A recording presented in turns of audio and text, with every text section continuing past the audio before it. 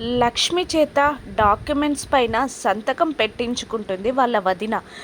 వదిన, అన్నయ్యకి పాయసం ఇవ్వండి అని లక్ష్మి ఇచ్చేసరికి ఇంటికి వచ్చి భర్తకి ఆడపడుచు చేసిన పాయసం అని చెప్పకుండా పాయసాన్ని అందిస్తుంది ఆ పెద్దావిడ.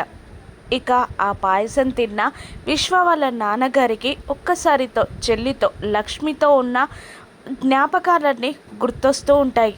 లక్ష్మి పాయసం ఇలాగే ఉండేదని గుర్తొస్తూ ఉంటుంది ఆయనకి. ఆ తర్వాత కిచెన్లోకి వెళ్ళిన విశ్వ వాళ్ళ అమ్మ జానుకి ఒక బౌల్లో పాయసాన్ని పెట్టి ఇస్తుంది. లక్ష్మి కూడా వాళ్ళ అన్నయ్య పాయసం తిన్నాడా లేదా అని ఆలోచిస్తూ ఉంటుంది. ఇటువైపు పాయసం టేస్ట్ చేసిన జానుకి ఒక్కసారిగా లక్ష్మి గుర్తొస్తుంది. లక్ష్మితో చిన్నప్పటితో ఉన్న జ్ఞాపకాలు, చివరిసారిగా తన తల్లి లక్ష్మి హాస్పిటల్లో ఉంటే బాధగా ఎవరికీ తెలియకుండా కలిసి వచ్చేయడం అన్నీ గుర్తొస్తూ ఉంటాయి జానుకి. లక్ష్మిని పుట్టింటికి చేర్చే వారదవుతుందా జాను? లక్ష్మిని పుట్టింటితో కలపగలదా? రాను ఎపిసోడ్స్లో చూద్దాం. Thank you for watching.